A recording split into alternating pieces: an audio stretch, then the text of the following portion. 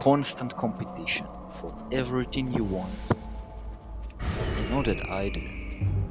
If there is a girl that you want, everyone else wants her too.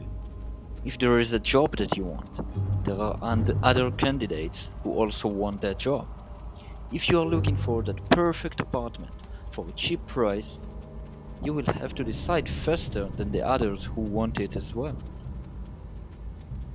And so every time you approach each of those situations, you have some level of anxiety build up saying, you are not tall enough, you are not beautiful enough, you didn't prepare enough for that interview, you are not as skilled as the others for that job. All of those thoughts are delivering the same message. You are not enough. And so you feel as though you have to constantly prove and improve yourself in order to feel worthy. You put yourself in the hunter role instead of being in the hunted role. Now, I know most motivational speakers tell you that it's better to be the hunter rather than the hunted.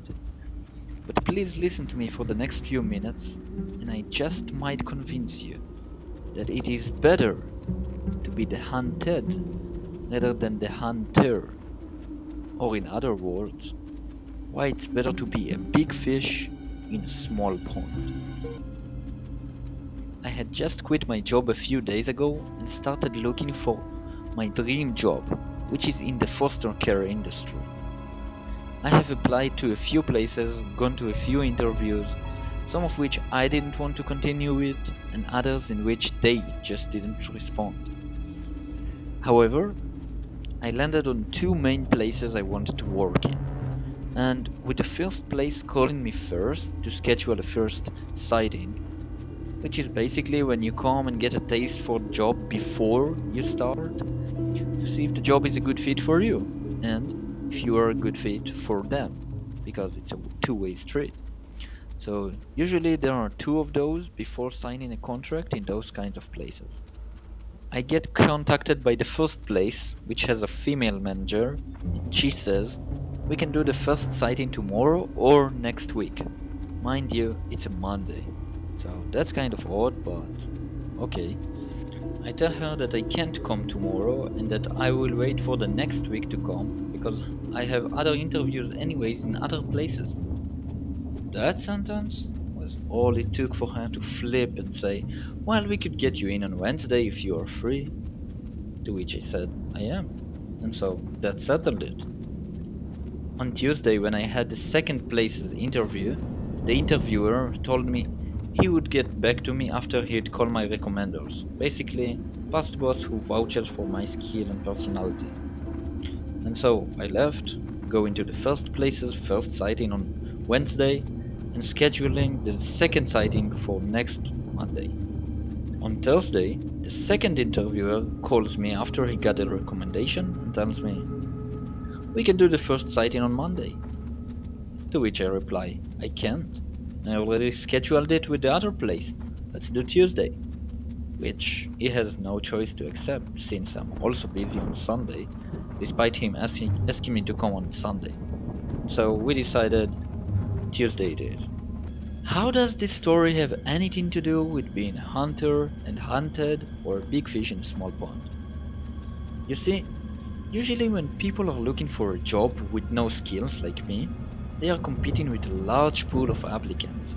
However, in this situation, the shelters industry in my country is understaffed. And so I am the hunted, as they have to hunt me in order to secure another worker. Because there is a high demand with low supply of workers in that field, it allowed me to choose when I want to go to those sightings and make the interviewers go according to my plan, instead of having to follow their schedule. Unlike other jobs, where I was outnumbered and so had to comply to their demands or risk losing my chance.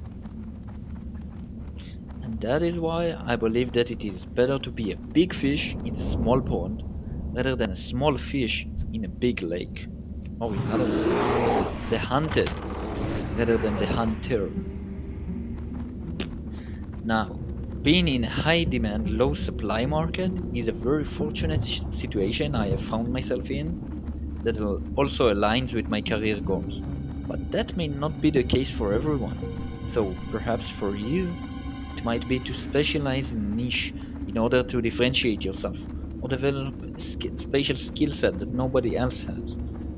For example, there are a lot of app developers out there, but not all of them may be as proficient as you at using AI technology to make the development faster or more accurate, and even less probably know how to do it faster than average. I mean, I don't know, I'm not an app developer, but you probably know what your niches are. The main takeaway from this is that you want to specialize in a way that makes you the hunted, because there are so few of you, then there are job opportunities. So go out there, refine your skills, find a niche, and become a big fish in a small pond. So